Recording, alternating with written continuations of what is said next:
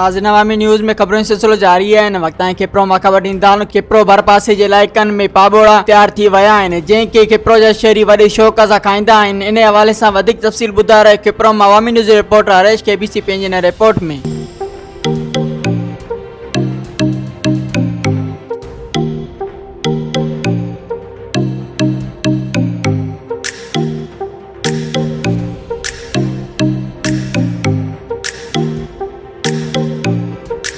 जी नाज़रीन, इन वक्त मौजूद आहियां खिपरे जे मल्हा कॉलोनी में। अॼु मुझे बैक साइड ते पाॿोड़ा आहिनि, उन खे तैयार करण जे लाइ हिते अॼु पाणी गॾु कयो वियो। पाणी खां पोइ हिते ॿिज छंडियो वियो। ॿिज खां पोइ पाॿोड़ा आहिनि उहे तैयार थी विया आहिनि। पहिरीं गुल हूंदो आहे, गुल फुटंदो आहे, उन जे अंदरि पाॿोड़ो तैयार थींदो आहे।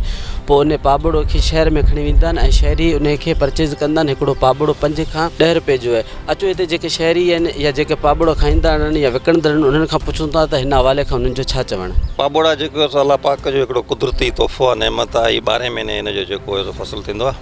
हीअ जेके अछा गुल ॾिसो पिया, हीअ पहिरीं नंढड़ा गुल हूंदा आहिनि, पोइ अछो गुल थींदो आहे, उन मां वरी पाॿोड़ो तयारु थींदो आहे। हिन जी जेका आहे पाड़, उन मां बीह हूंदा आहिनि। बीह शहर में अक्सर माण्हू जेके खाईंदा आहिनि।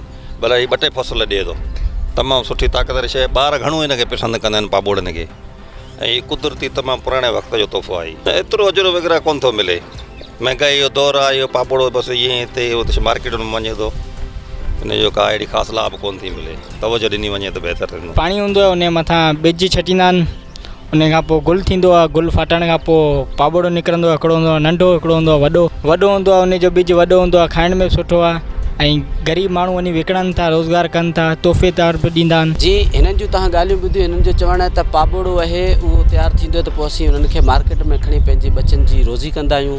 कैमरामैन फज़ल उमरानी सां गॾु हरेश KBC अवामी न्यूज़। मज़ीद खबरों और तफसीलात के लिए विजिट करें हमारी वेबसाइट www.awamiNewsHD.com।